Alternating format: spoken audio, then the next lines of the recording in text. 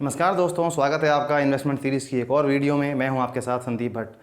दोस्तों, आज की जो वीडियो है वो मेरे एक मित्र के कहने पे बनाई गई है, जिन्होंने मुझसे एक सवाल पूछा कि यार मुझे बस केवल 2500 रुपये महीने से अपनी शुरुआत करनी है इन्वेस्टमेंट की, और मैं ये large cap, mid cap, small cap अलग अलग इन चक्रों में नहीं पड़ना चाहता। बस मुझे एक म्यूचुअल फंड ऐसा बता दो जिसमें कि मैं अपनी इन्वेस्टमेंट करता रहूँ और मैं हर साल ये ना देखूँ कि large cap, mid cap, small cap क्या कर रहा है, कितना कर रहा है, कहाँ जा रहा है।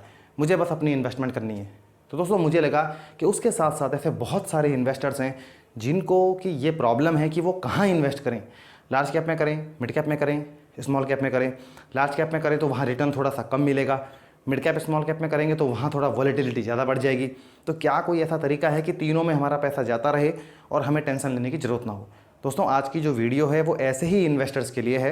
तो आज मैं जिस फंड के बारे में बताने वाला हूँ वो दोस्तों एक ऐसा फंड है कि जिस फंड में आपको बस अपनी इन्वेस्टमेंट करते जाना है, आपका पैसा तीनों मार्केट कैप में जो है वो जाता रहेगा, आपको टेंशन लेने की ज़रूरत बिल्कुल भी नहीं है। दोस्तों, मैं जिस म्यूचुअल फंड की बात कर रहा हूँ उस फंड का नाम है क्वांट एक्टिव फंड। दोस्तों, ये एक मल्टी कैप कैटेगरी का फंड है। पहले समझ लेते हैं मल्टी कैप कैटेगरी क्या होती है। सेबी के रूल के अकॉर्डिंग मिनिमम 25% लार्ज कैप में, 25% मिड कैप में और 25% पैसा स्मॉल कैप में डालना ज़रूरी है। ये सेबी का रूल कहता है मल्टी कैप की कैटेगरी के लिए। यहाँ पर बेसिकली क्या है, आपका पैसा तीनों कैटेगरीज में, लार्ज कैप में भी जा रहा है बराबर, मिड कैप में भी जा रहा है बराबर, स्मॉल कैप में भी जा रहा है। अब इस हिसाब से जब आपका पैसा जा रहा है तो आपको साइकिल्स को देखने की ज़रूरत नहीं है कि कब मिड कैप अच्छा कर रहा है, कब स्मॉल कैप अच्छा कर रहा है, कब लार्ज कैप अच्छा कर रहा है। आपने अपना पैसा दे दिया, आपका पैसा मार्केट में इन्वेस्ट हो गया तीनों मार्केट कैप में, जिससे कि आपको स्टेबिलिटी भी मिलती है और बेहतर रिटर्न भी मिलते हैं। अब चलते हैं दोस्तों, आज का जो हमारा फंड है क्वांट का एक्टिव फंड, जो कि क्वांट की एएमसी का फंड है। दोस्तों, इस फंड का जो एयूएम है वो है दोस्तों 9,863 करोड़ रुपए, यानी कि इतना पैसे को ये फंड जो है मैनेज कर रहा है। एनएवी इस फंड की जो है वो 612.67, 612 रुपये की मतलब आपको एक एनएवी इसमें मिलने वाली है। एक्सपेंस रेशियो दोस्तों, हम डायरेक्ट प्लान की बात कर रहे हैं तो 0.56% का एक्सपेंस रेशियो है। एक्सपेंस रेशियो दोस्तों वो खर्चा है जो आप फंड हाउस को पे करते हो अपने पैसों को मैनेज करने के लिए। अब बात करते हैं दोस्तों इसकी होल्डिंग्स की कि किस तरह से आपका पैसा मार्केट में जो है वो इन्वेस्ट हो रहा है। मार्केट कैपिटलाइजेशन की अगर हम बात करें तो तीनों ही मार्केट में आपका पैसा इन्वेस्ट हो रहा है। तो जो करंट होल्डिंग है बेसिकली क्वांट के एक्टिव फंड की, वो है लार्ज कैप में इसने इन्वेस्ट किया हुआ है 37.09%, मिड कैप में इन्वेस्ट किया हुआ है 20.4% और स्मॉल कैप में इन्वेस्ट किया हुआ है 18.26%। टोटल नंबर ऑफ स्टॉक्स की दोस्तों बात करें 63 कंपनीज़ में आपका पैसा टोटल इन्वेस्ट हो रहा है, यानी कि जब भी आप अपने पैसे को इन्वेस्ट करोगे तो 63 कंपनियों में आपका पैसा डाइवर्सिफाई हो रहा है, जिसमें कि लार्ज कैप की भी कंपनियां हैं, मिड कैप की भी हैं और स्मॉल कैप की भी हैं। टॉप 5 होल्डिंग्स की दोस्तों अगर हम बात करें इसकी, तो सबसे बड़ी होल्डिंग्स जो है इस फंड में रिलायंस इंडस्ट्रीज़ को दी गई है 9.80%, यानी कि अगर आप 100 रुपये इन्वेस्ट करते हो तो 9.80 रुपये जो हैं आपके वो रिलायंस इंडस्ट्रीज़ के अंदर जाने वाला है। औरबिंदो फार्मा में जो है 5.02% को वेटेज दी गई है। आईटीसी में दोस्तों 4.43% है। एलएनटी लार्सन एंड ट्यूब्रो में जो है वो 3.97% की होल्डिंग है और स्वान एनर्जी में 3.65% है। इसी तरीके से टोटल 63 स्टॉक्स में जो है वो आपके पैसे को डाइवर्सिफाई दोस्तों किया गया है, जिससे कि आपको अच्छा रिटर्न मिले, अच्छी आपको स्टेबिलिटी मिले। अब बात करते हैं सेक्टर एलोकेशन की कि किन किन सेक्टर्स में फंड मैनेजर ने आपके पैसे को इन्वेस्ट किया है। तो सर्विसेज में दोस्तों 18.8% हम देख रहे हैं, सबसे ज़्यादा वेटेज जो है वो 18.8% की सर्विसेज को दी गई है। कंज्यूमर स्टेपल्स को 14.9% की वेटेज दी गई है। कंस्ट्रक्शन दोस्तों 14.6% के वेटेज के साथ में तीसरे नंबर पर है। एनर्जी को इसमें 14% दिया गया है, अदर्स को 13.3%, हेल्थ केयर को 10.7% और फाइनेंशियल को 7.2%, मेटल्स एंड माइनिंग 6.5%। हम दूसरे फंड की दोस्तों बात करते हैं जहां फाइनेंशियल को बहुत ज़्यादा वेटेज होती है। वहाँ पर हम देखते हैं कि 25, 30, 35% तक फाइनेंशियल जो है वो चला जाता है। बट इस फंड की स्ट्रेटजी दोस्तों थोड़ा अलग है। जो क्वांट का ये एक्टिव फंड है इसमें सबसे ज़्यादा सर्विसेज को वेटेज दी गई है और फाइनेंशियल को हम देखते हैं तो 7.2% की होल्डिंग सिर्फ फाइनेंशियल को दी गई है दोस्तों। दूसरे जो ग्रोथ के सेक्टर हैं जिनमें भविष्य में बहुत ज़्यादा ग्रोथ आएगी, उन सेक्टर को बहुत ज़्यादा वेटेज दी गई है। अल्फा इस फंड का दोस्तों बात करें 0.3 है, जो ये दर्शाता है कि अपने बेंचमार्क के अगेंस्ट में कितना बेहतर रिटर्न ये जनरेट करता है। बीटा इसका 1.1 है दोस्तों, थोड़ा सा बेंचमार्क के अगेंस्ट में ये वॉलेटाइल रहता है फंड, क्योंकि इसमें मिड कैप और स्मॉल कैप में दोस्तों 50% तो आपका रहता है, क्योंकि 25% आपका लार्ज कैप में जाना है, 25% आपका मिड कैप में, 25% स्मॉल कैप में, 50% तो आपका एक टाइम में मिड और स्मॉल में रहना है। तो थोड़ा वोलेटाइल ये फंड रहता है। शार्पे रेशियो इसका 0.6% है। सिंस इंसेप्शन के रिटर्न की अगर हम इसकी बात करें दोस्तों, तो 19% का रिटर्न इस फंड ने जनरेट किया है। लास्ट के 5 ईयर्स में 26.5% और लास्ट के 3 ईयर्स में 14.9% का रिटर्न जनरेट करने में ये फंड कामयाब हुआ है दोस्तों।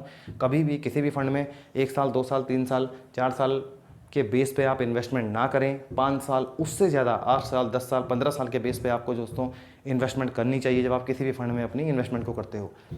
अब हम बात करें दोस्तों कि कितने से आप अपनी इन्वेस्टमेंट को अपनी स्टार्ट कर सकते हो, तो मिनिमम जो इसमें SIP की अमाउंट है दोस्तों, वो 1000 रुपये से आप अपनी इन्वेस्टमेंट को स्टार्ट कर सकते हो। यानी कि अगर आपके पास ज़्यादा पैसा नहीं बच रहा है, सिर्फ 1000 रुपये महीना बच रहा है, तो आप उसके ज़रिए भी तीनों मार्केट कैप में अपने पैसे को इन्वेस्ट कर सकते हो दोस्तों।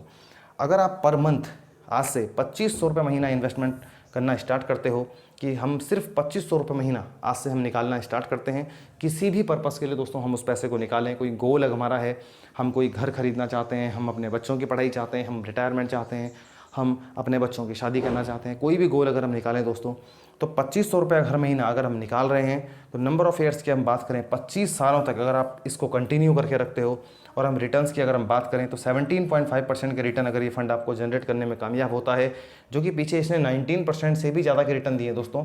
लेकिन हम बात करें सिर्फ 17.5% की भी अगर रिटर्न जनरेट करने में ये फंड कामयाब होता है, तो हम उसके बाद देखेंगे कि कंपाउंडिंग अपना मिरेकल करती है।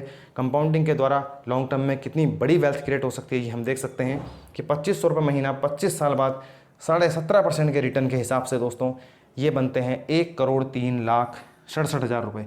यानी कि आप 2500 रुपये महीने से 1 करोड़ की धनराशि इकट्ठा कर सकते हो आने वाले 25 सालों में। जो भी आपका गोल है, मान लो आप बच्चे की शादी करना चाहते हो, तो हम देख रहे हैं कितनी महंगाई हो चुकी है, तो उस समय आपको 1 करोड़ रुपए की धनराशि मिल सकती है जब आप अपने बच्चे की शादी करोगे आज से 25 साल बाद।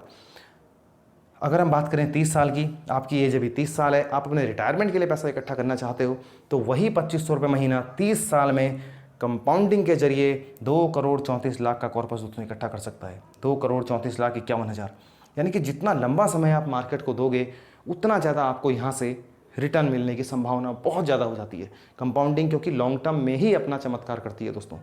इसी चीज़ को अगर हम बात करें 25 सालों के लिए, मान लो आपकी एज अभी 25 साल है और आप अपने रिटायरमेंट के लिए पैसा इकट्ठा करना चाहते हो कि मुझे जब मैं 60 का हूँगा तो यार मैं हर महीने 2,500 रुपये अलग निकालता रहता हूँ, ये पैसा मेरे रिटायरमेंट के लिए है, मुझे इसमें फालतू टेंशन नहीं करनी है, large cap, mid cap, small cap जाता रहेगा पैसा हर महीने। तो दोस्तों अगले 35 सालों में 2500 रुपये महीने के हिसाब से 17.5% के रिटर्न अगर आपको ये फंड जनरेट करके देता है, तो आपके पास जो कॉर्पस होगा वो होगा 5,27,56,000 रुपये का।